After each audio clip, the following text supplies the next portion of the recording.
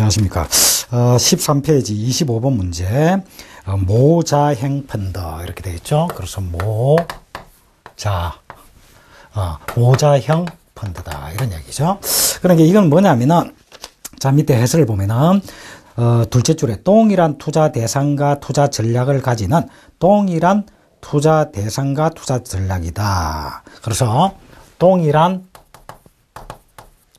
투자 대상을 우선 갖습니다. 그래서 동일한 투자, 증권이면 증권, 부동산이면 부동산, 이런 동일한 투자 대상을 갖는 다수의 자펀드, 투자 대상을 갖는 여러 개의 자펀드, 자1, 자2, 자3, 이와 같이 여러 개의 동일한 투자 대상을 갖는 여러 개의 자펀드의 자산을 하나로 모아서, 요게 이제 모펀드다, 모펀드. 하나로 모아서 통합 운영하는 이러한 형태다.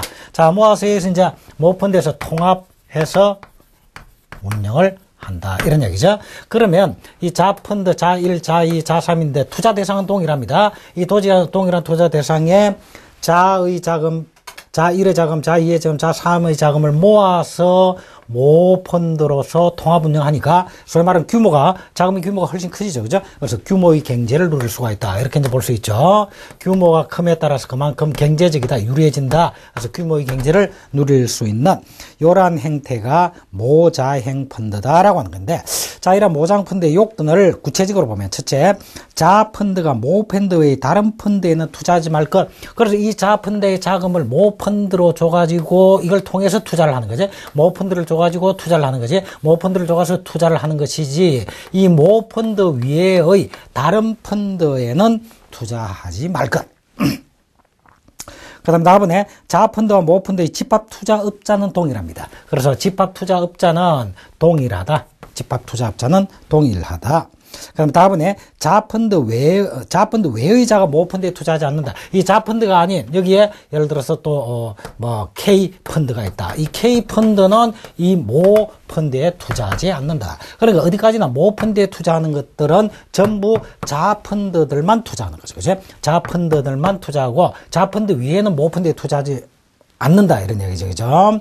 그리고 자펀드는 모펀드만 투자하지 모펀드 외의 다른 쪽에는 투자하지 않는다. 자, 이러한 요건이 충족될 때 모자행 펀드가 되는 것인데, 자, 이번에 보니까 투자 매매업자 또는 투자 중개업자는 모펀드의 집합투자증권을 투자자에게 판매해서는 안 된다. 그러면 이 모펀드에서 집합투자증권을 발행할 거란 말이에요. 이 증권을 투자자에게 직접 판매하는 것이 아니라 이 증권은 자펀드를 통해서 투자자에게 판매하게 되는 것이다. 이런 이야기입니다. 그래서 모펀드의 집합투자증권을 직접 투자자에게 판매해서는 아니 된다. 자, 그리고 25번에 모자행 펀드의 요건이 아닌 것은 1번에 자펀드가 모펀드 외의 다른 펀드에 투자하지 말 것 맞고요. 자펀드와 모펀드의 집합투자업자가 동일해야 된다고 그랬죠. 그 다음에 세 번째로 자펀드 외의 자가 모펀드에 투자하지 말 것 맞고요. 그 다음에 4번에 모펀드 외의 자가 자펀드에 투자하지 말 것 했는데 요 조건은 필요가 없다. 그래서 모펀드 외의 다른 펀드가 자펀드에 투자하는 것은 모자행 펀드의 요건은 아니다. 그렇게 해도 관계는 없다. 이런 이야기죠. 그래서 1번, 2번, 3번이 맞는 말이고 4번이 틀리죠. 그리고 25번은 4번이 정답이다. 자, 그러면 26번 상장지수 펀드.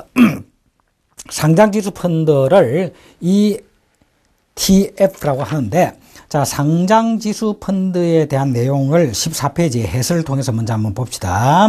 그래서 상장지수 펀드다라고 하는 것은 상장 증권 시장의 주가 지수라든지 이런 지수를 중심으로 운영이 되는 펀드다. 이렇게 이제 볼 수가 있는데요.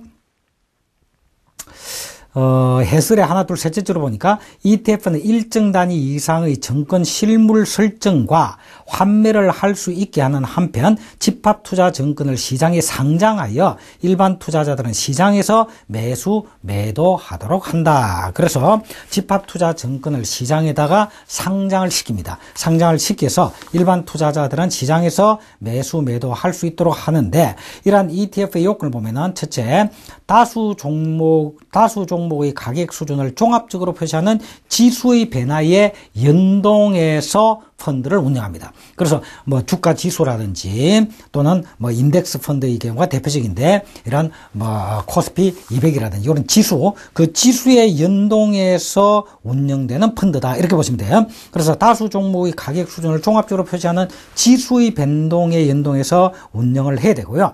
그 다음에 당해 ETF의 환매가 허용돼야 된다. 그래서 이거는 ETF는 환매가 허용되는 개방행위다 이런 얘기고, 그 다음에 세 번째로 당해 ETF가 집합투자기구의 설립 설정일로부터 30일 이내에 상장이 되어야 한다. 그래서 이러한 ETF는 당연히 상장지수에 상장된 그 지수에 연동해서 운영을 하기 때문에 당연히 그 증권은 상장이 되어야 되겠죠. 그죠? 상장이 되는데 언제 되어야 되느냐?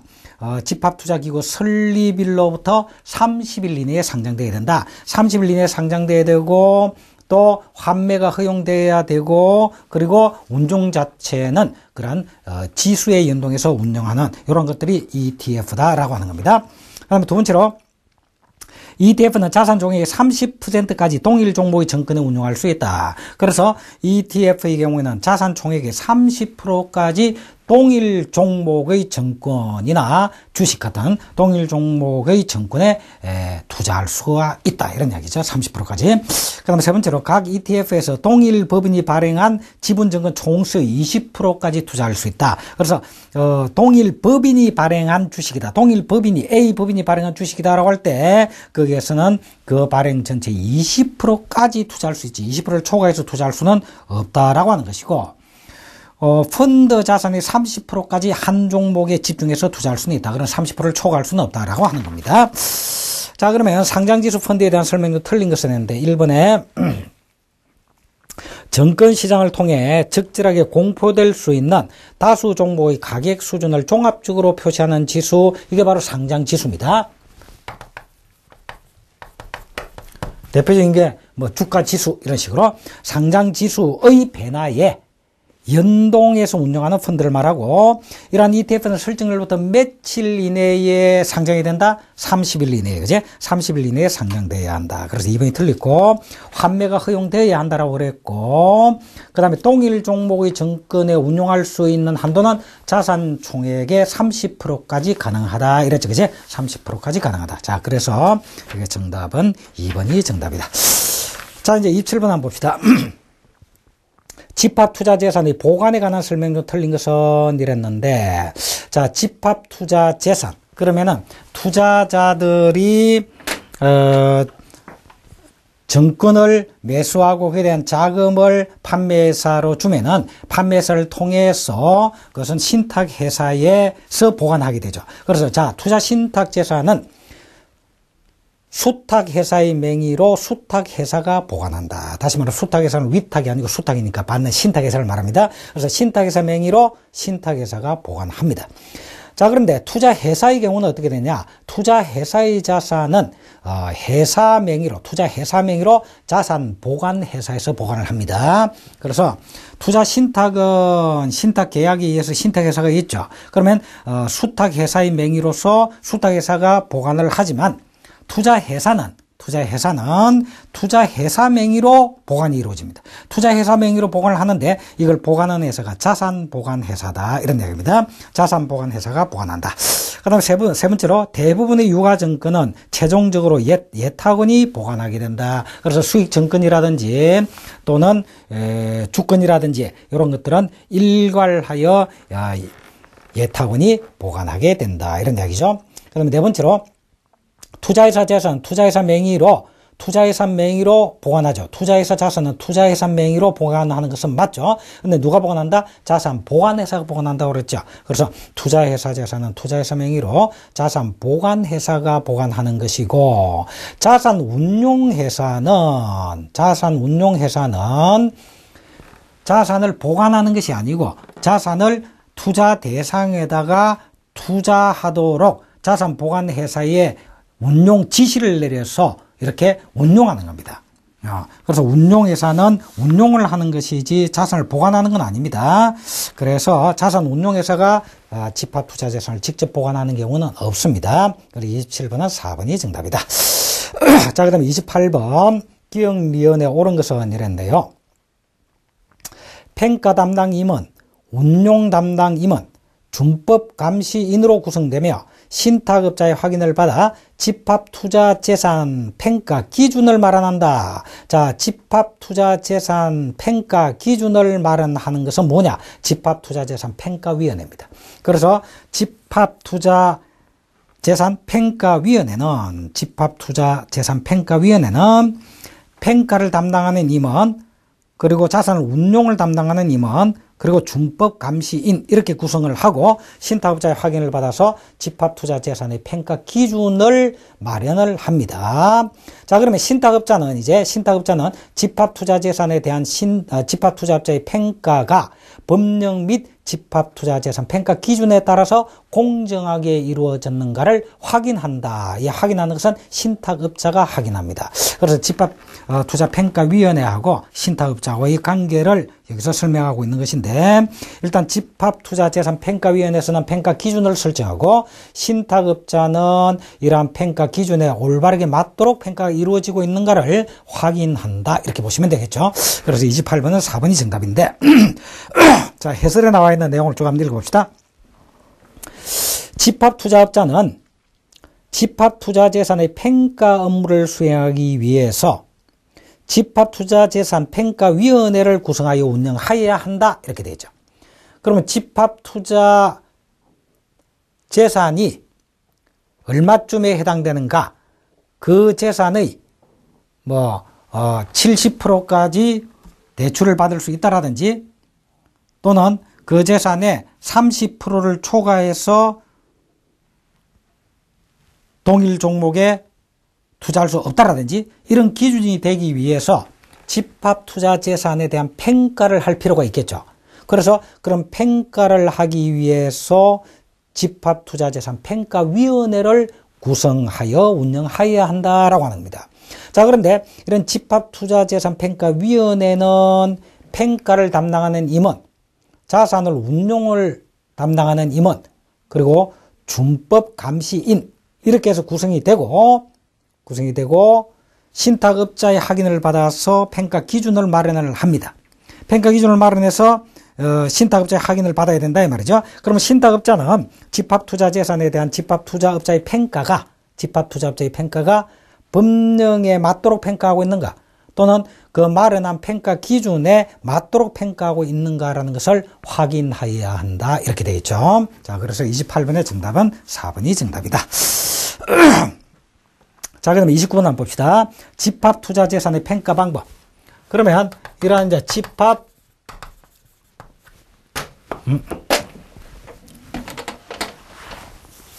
집합투자 재산이 있죠. 자, 이걸 재산을 이제 평가를 하겠죠. 평가.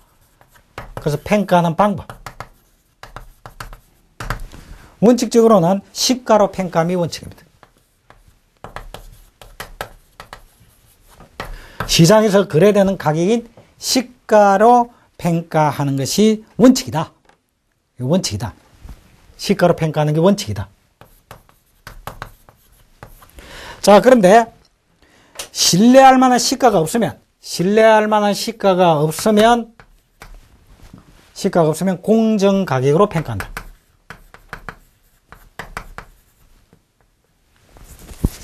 공정 가격으로 평가한다. 공정 가격 평가 시에는 투자 대상 자산의 취득 가격, 거래 가격, 전문가가 제공한 가격, 환율 등을 고려해야 한다라고 했는데, 이런 공정 가격이다라고 하는 것은 일반적으로 우리가 평가할 때의 정상 가격인데, 이러한 평가를 할 때는, 공정 가격을 평가할 때는 취득 가격이 얼마인가? 그래서 특히 건물 같은 경우는 취득 가격이 얼마였는데 지금까지 갱간 연수가 얼마가 되어서 그동안에 감가상가격이 얼마가 되어서 감가상가격을 빼어서 현재 가치를 구한다든지, 이와 같이 취득 가격이 얼마인가? 그 다음에 거래 사례 가격, 유사한 자산의 거래된 사례 가격이 얼마쯤 되는데, 그게 언제 거래되었는가? 그럼 그때에서 3년 전에 거래되었다. 그러면 그때와 지금 사이에 물가가 얼마나 올랐는가라는 거라든지, 또는 그 사례와 지금 요 대상과의 차이점이 어떤 게 있는 거라든지 이런 것들을 반영해야 되고, 또 전문가 입장에서 제공한 가격이라든지, 그 다음에 특히 외국에서 수입한 것이라든지 이런 경우에는 환율이 어떻게 변했는가 등등을 고려해서 참작해서 공정가격을 평가한다, 이런 이야기입니다. 자, 그다음에 4번에 단기금융펀드 MMF는 그 보유자산을 취득원가로 평가하도록 예외를 인정한다라고 하는데, MMF는 취득원가가 아니고 장부가로 평가한다고 그러지. 그래서 MMF는 현금 등가물로 취급을 하고, MMF에 대한 평가는 장부가로 그대로 평가한다, 이렇습니다. 그지? 그래서 MMF는 집합투자증권이 현금 등가물로 처리되기 때문에 그 보유자산을 장부가로 평가하도록 예외를 인정하고 있다, 이렇게 볼 수가 있죠. 자, 그러면 원칙적으로는 시가로 평가하고, 합당한 시가가 없을 경우에는 공정가격으로 평가한다, 이렇게 이제 보시면 되겠죠. 자, 그 다음에 30번 문제 한번 봅시다. 집합투자재산의 보관 및 관리에 대한 설명 중 틀린 것은 이랬는데, 자, 집합투자재산의 보관 및 관리입니다. 1번, 집합투자재산을 보관 관리하는 신탁업자는, 그래서 투자신탁재산은 신탁회사가 보관합니다. 그지? 신탁회사가 봉화를 하죠. 그래서 집합투자재산을 보관 및 관리하는 신탁업자는 선량한 관리자의 주의로서 보관 관리해야 한다. 선량한 관리자로서의 주의를 신경을 쓰면서 보관 관리해야 하며 투자자의 이익을 보호해야 한다, 이런 이야기고요. 그다음에 두 번째로 신탁업자는 집합투자재산을 자신의 고유재산, 그리고 다른 집합투자 기관의 재산, 그리고 제3자로부터 보관을 위탁받은 재산, 이런 것들하고는 엄격하게 구분하여 관리해야 되겠죠, 당연히. 그러니까 신탁업자는 집합투자재산, A 집합투자재산 하고, 그 다음에 다른 집합투자재산하고 제3자가 보관을 위탁한 재산, 이런 거 다 엄격하게 구분하여 관리해야지, 막 섞어가지고 정신없이 관리해서는 안 된다, 이 말이죠. 그 다음에 3번에 신탁업자는 집합투자재산 중 정권이라든지 원화 표시 양도성 예금 정서라든지 어음이라든지 기타 예탁결제원이 지정하는 것은, 다시 말하면 대부분의 유가증권입니다. 예탁결제원이 지정한다라는 거 하는 것은 대부분의 유가증권이에요. 수익증권이라든지 대부분의 유가증권은 집합투자기구별로 예탁결제원에 예탁해야 한다. 그래서 예탁결제원에 예탁하는데 이것도 집합투자 기구별로 예탁을 합니다. 그러니까 펀드별로 예탁결제원에 예탁을 해야 합니다.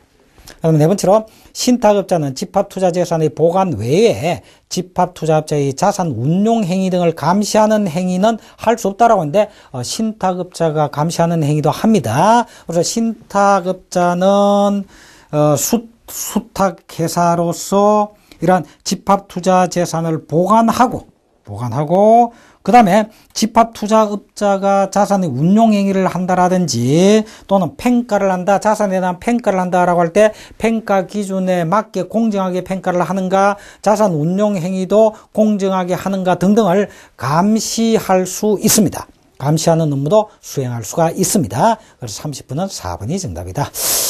자, 31번.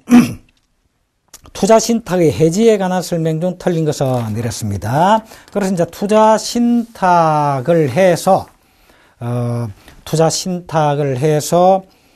신탁 계약을 맺어서 일단 집합투자 증권을 발행을 하고 보관을 하고 다 이렇게 하는데, 이것이 해지될 경우가 있다. 그러면 해지에 대한 설명 중 틀린 것은 했는데, 1번 투자신탁 계약의 해지권자는 집합투자업자이며 신탁재산은 투자자에게 지급하게 된다. 그래서 집합투자업자가 신탁회사와의 신탁계약을 해지할 수가 있습니다. 그래 해지하고 나면 그 신탁재산은 원래의 투자자에게로 되돌려줘야 되겠죠. 지급하게 된다. 이런 이야기고요.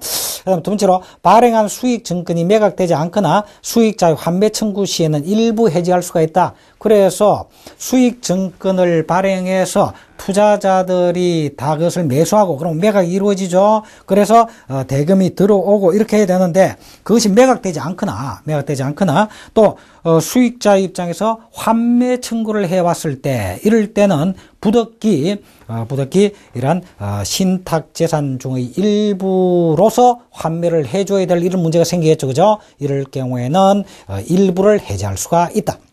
그럼 세 번째로 폐생펀드는 계약기간 만료 전에 투자신탁 계약을 해지할 수 없다라고 했는데 폐생펀드는 계약기간 만료 전에 얼마든지 해지할 수가 있습니다. 폐생의 경우에는 환매를 인정하지 않는 그러한 펀드로서 계약기간 만료 전이라도 언제든지 투자신탁 계약을 해지할 수가 있습니다. 그리고 집합투자업체가 투자신탁을 이미 해지하려면 금융위원회의 승인을 사전에 받아야 됩니다. 그리고 집합투자업체가 신탁 계약을 임의로 해지하려고 한다면은 금융위원회의 사전 승인을 받아야 한다라고 하는 거죠. 그래서 31번의 정답은 3번이 정답이다. 자, 32번 한번 보죠. 투자신탁의 법정 해지 사유가 아닌 것은 이랬죠. 법정 해지다라고 하는 것은 이러이러한 사유가 발생되면 특별히 집합투자업자의 어떤 행위 없이 자동적으로 법에 의해서 법에서 정하고 있는 요건이 충족됨에 따라서 해지가 되는 것이 바로 법정해지입니다.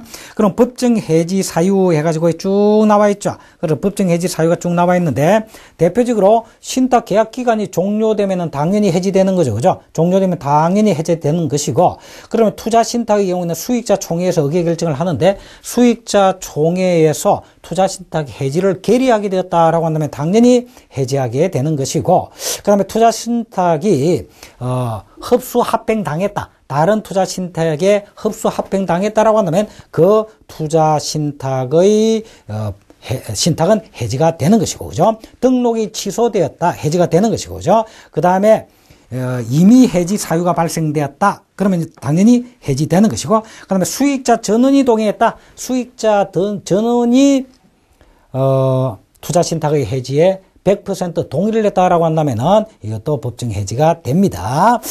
그 다음에 공모 개방형 펀드로서 1년 되는 날의 원본액이 50억 원 미만이 될 때 이거는 이제 공모 펀드고 개방형 펀드의 하나입니다. 자, 공모이면서 앤더 개방형이다. 그러니까 사모가 아니고 일반 대중으로부터 공모하는 펀드, 공모 펀드고 그리고 환매가 인정되는 개방형. 그래서 공모행이면서 개방행인 펀드가 개설을 했는데 1년 되는 날, 개설하고 나서 1년 된 날 보니까 원본액이 50억 원도 되지 못하더라. 원본액이 50억 원도 되지 못하더라. 그러면 법정 해지가 됩니다. 그 다음에 공모 개방형 펀드를 설정하고 1년이 지난 후 1개월간 계속해서 1년이 이제 지난 후 1개월 동안 계속해서 원본이 50억 원에 미달하더라라고 해도 역시 법정 해지가 됩니다. 자, 그러니까 1년이 되는 날에 원본액이 50억 원도 되지 못하더라 하면 해지할 수 있고 1년이 되는 시점에 50억 원이 됐다라고 합시다. 됐다라고 해도 그 이후부터 1개월간 계속해서 중간에 50원 이상 되기도 하고 떨어지기도 하면 괜찮은데 그게 아니고 1개월 동안 계속해서 50억 원이 되지 못하더라. 이러면 법정 해지 사유가 됩니다. 그 다음에 당해 투자신탁 수익증권 전부에 대한 환매 청구를 받아 신탁 계약을 해지하고자 하는 경우 그래서 100% 전부 다 환매 청구가 들어왔단 말이야. 그러면 전부 환매를 해주면 실질적으로 그 펀드는 아무런 재산이 없는 상태가 되어버리겠죠. 그죠? 그래서 이럴 경우는 법정 해지가 된다. 자, 그래서 법정 해지 사유는 이러한 등등이 있다라고 하는 겁니다. 그러면 32번에 투자 신탁이 법정 해지 사유가 아니것을 했는데 신탁 계약 기간이 종료되었다. 당연히 법정 해지되죠. 수익자 총회의 투자 신탁 해지 결의됐죠. 그다음에 공모 개방형 펀드로서 설정 후 1년 되는 날의 원본액이 50억 원 미만이 있다. 맞죠? 그다음에 투자 신탁이 피흡수 합병 흡수합병되었다 이 말이죠. 이때도 법정해지가 되죠. 그죠? 그래서 1번, 2번, 3번, 4번은 전부 다 법정해지 사유가 됩니다. 그래서 32번은 다 법정해지 사유가 되기 때문에 정답이 없다. 자, 그래서 이 미스프린트가 나오는데 32번은 정답이 없습니다. 정답 없다. 자, 이제 33번 한번 봅시다. 이제 투자회사입니다. 투자회사의 청산 절차입니다. 자, 투자회사가 이제 청산 절차를 설명한 것이다. 틀린 것은 이랬는데, 1번에 청산인은 취임한 날로부터 취임 후 지체 없이, 청산인은 취임을 하면 지체 없이 투자회사의 재산사항을 조사해야 되겠죠. 재산사항을 조사해서 자산보다 부채가 더 많다. 그러면 청산 절차로 들어가게 된다 안 된다는 걸 판단을 해야 되기 때문에 재산사항을 조사하여 취임한 날로부터 15일 이내에 재산 목록과 대차대조표를 작성해서 청산인회의 승인을 얻어야 합니다. 그러니까 취임하면은 지체 없이 투자회사의 재산사항을 조사해서 취임한 날로부터 15일 이내에 재산 목록과 대차대조표를 작성해서 청산인회의 승인을 받아야 한다. 이러네. 그럼 두 번째로 청산인은 취임한 날로부터 3월 이내가 아니고 1월 이내에 1개월 이내에 투자회사의 채권자에 대해서 일정한 기간 내에 그 채권을 신고할 것을 최고해야 합니다. 그래서 1개월 이내에 일정 기간을 정해서 최고해야 한다. 그래서 취임하고 나서 1개월 이내에 언제까지 채권자들은 신고를 하시오라고 최고해야 된단 말이지. 그래서 3개월 이내에서 이게 틀렸습니다. 1개월 이내에. 그래서 빨리빨리 청산 절차를 진행해 나가야 되는데 취임하고 나서 3개월 동안이나 채권자들에게 최고 통지를 안 한다라고 해서는 안 되겠죠. 그리고 1개월 내에 다 해라 이 말이에요. 그래서 2번이 틀렸고 3번에 채권자에 대한 변제가 종료되면 주주에 대해서 잔여 재산을 배분합니다. 일단 채권자에 대한 채무 변제부터 먼저 해야 되겠죠. 먼저 하고 이제 남는 게 있으면 주주들에게 지분에 따라서 배분을 하게 될 것이다. 그 다음에 네 번째로 청산인은 청산 사무가 종결한 때에는 지체 없이 결산보고서를 작성하여 주주총회의 승인을 받아야 한다. 그래서 청산 절차가 다 끝나고 나면은 그에 따른 결산보고서를 어디 승인을 받아야 된다? 주주총회의 승인을 받아야 된다. 그래서 우리는 청산의 경우에는 주주총회의 결산보고서를 승인받아야 한다. 이런 이야기입니다. 자, 그래서 33번은 2번이 정답이다. 자, 34번 한번 봅시다. 투자회사의 청산 절차에 대한 설명이다. 기억년 디귿에 옳은 것은 이랬죠.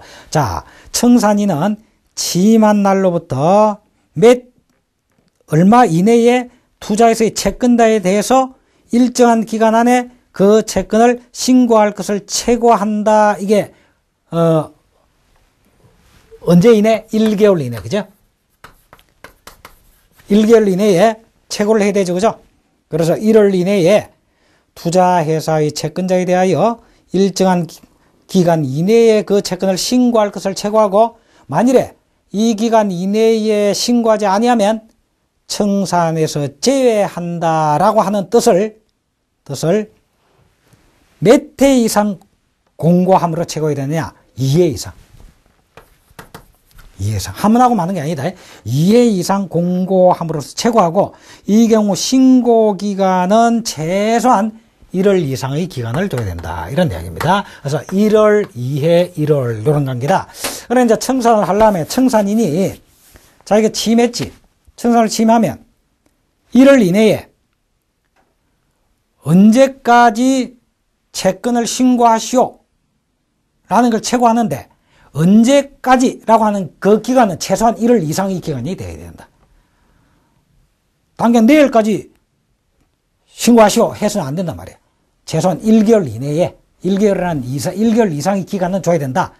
그런데 이러한 최고를 한 번만 하면 되느냐? 아니다. 최소한 2회 이상 해야 된다. 2회 이상 해야 된다. 그래서 1월, 2회, 1월 이렇게 여러분들이 기억하시기 바랍니다. 청산 절차, 청산에서 1월, 2회, 1월 1월, 2회, 1월 됐죠? 그죠? 자, 그 다음에 35번 문제. 집합투자기의 합병에 대한 설명으로 틀린 것은 이랬죠. 1번 합병 계획서를 작성하여 투자 신탁의 경우에는 수익자 총회고요. 그 다음에 투자 회사의 경우는 주주총회입니다. 주주총회의 승인을 얻어야 된다. 자, 그래서 청산도 주주총회의 승인을 필요로 하고, 그 다음에 합병을 하겠다 하는 것도 주주총회의 승인입니다. 이사회가 아니고 주주총회의 승인이 필요합니다. 그래서 청산이다, 합병이다 라고 하는 것은 이건 실질적으로 어떻게 돼? 그 존속 자체가 바뀌게 되는 거죠. 이럴 경우에는 가장 중요한 기관인 주주총회. 그래서 청산이나 합병은 주주총회의 승인이다. 이렇게 여러분들이 기억하시고요. 다음 두 번째로 합병의 효력은 집합투자업자가 금융위원회에 합병 보고를 한 때에 발생됩니다. 자, 이와 같이 주주총회의 승인을 얻었다라고 해가지고 합병의 효과가 바로 발생되냐? 그렇지 않다. 주주총회의 승인을 얻고 그리고 금융위원회에 합병 보고를 내야 돼. 그래서 합병 보고를 한 때에 효력이 발생됩니다. 그다음 세 번째로 합병으로 소멸하는 투자신탁이나 투자회사는 합병과 동시에 해지 또는 해산된 것으로 본다. 그래서 투자신탁은 해지된 것으로 보고 투자회사는 해산된 것으로 본다. 이런 이야기입니다. 당연히 합병을 당했으니까 투자신탁은 해지된 것이고 합병을 당했으니까 투자회사는 해산된 것으로 본다. 자, 그 다음에 4번에 투자신탁과 투자회사 간의 합병은 안 됩니다. 그래서 투자신탁은 투자신탁끼리, 신탁은 신탁끼리, 회사는 회사끼리, 그래서 투자신탁과 투자신탁 간에, 그리고 투자회사와 투자회사 간의 합병만 허용이 되고요. 신탁과 회사가 합병된다, 이런 것은 허용되지 않는다, 이런 이야기죠. 자, 그래서 투자신탁은 투자신탁과의 합병만 가능하고, 투자회사는 투자회사와의 합병만 가능하다. 이렇게 해야 됩니다. 그래서 35번은 4번이 정답이다 라고 하는 겁니다. 자, 이번 시간 여기까지 하고 다음 시간에 계속 연결하도록 하겠습니다. 자, 수고하셨습니다.